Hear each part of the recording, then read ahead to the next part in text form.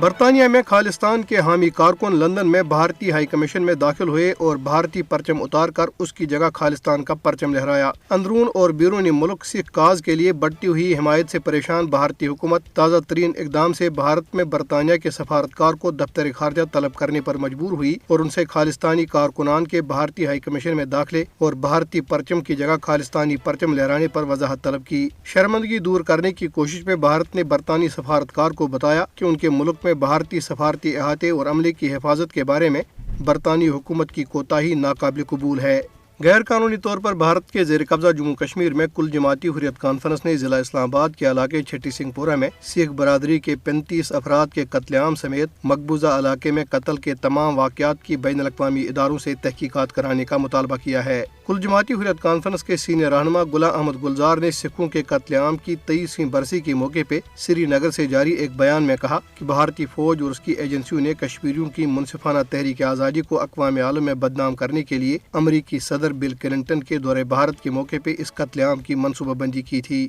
20 مارچ سال 2000 کو بھارتی فوجیوں نے بیس بدل کر چھٹی سنگھ پورہ گاؤں میں گھس کر سکھ برادری کے افراد کو قتل کیا اور دنیا کو یہ تاثر دینے کی کوشش کی کہ انہیں کشمیری مجاہدین نے قتل کیا۔ اس سانحے کے 5 دن بعد بھارتی فوج نے 6 بے گناہ کشمیریوں کو گرفتار کر کے انہیں پتھری بل میں ایک جعلی مقابلے میں شہید کر دیا۔ بھارتی فوج نے ان بے گناہ کشمیریوں کو غیر ملکی عسکریت پسند قرار دیا اور انہیں سکھوں کے قتل عام کا ذمہ دار ٹھہرایا۔ تاہم تحقیقات نے بھارتی پروپیگنڈے کو بے نقاب کرتے ہوئے اس بات کی تصدیق کی کہ جعلی مقابلے میں شہید کیے گئے نوجوان مقامی دیہاتی تھے جنہیں بھارتی فوج نے اپنے گناہی جرم کو چھپانے کے لیے قتل کیا۔ مودی کی فسطائی بھارتی حکومت کی طرف سے کشمیریوں کو ان کی زمینوں اور جائیدادوں سے جبری طور پر بے دخل کرنے کی جاری مہم کے دوران ضلع بانڈی پورہ کے علاقوں رام پورہ اور چھٹی بانڈی میں 2 مزید رہائشی مکانات کو ضبط کر لیا گیا۔ یہ مکانات عبد المجید ریشی اور محمد جمال ملک کی ملکیت تھے۔ دریاسنا نئی دہلی کے زیر کنٹرول خصوصی تحقیقاتی یونٹ نے بھارتی فورسز اور پولیس اہلکاروں کے ہمراہ ضلع پلوامہ کے علاقے کاکپورہ میں ایک ممتاز مزاحمتی کمانڈر ریاض احمد ڈار کے گھر پر چھاپہ مارا۔ ادھر غیر قانونی طور پر بھارت کے زیر قبضہ جموں کشمیر میں فسطائی مودی کی بھارتی حکومت نے ایک بڑا حملہ شروع کر دیا ہے جس کا مقصد انسداد تجاوزات مہم کے نام پر مقامی لوگوں کو ان کی زمینوں اور جائیدادوں سے بے دخل کرنا ہے۔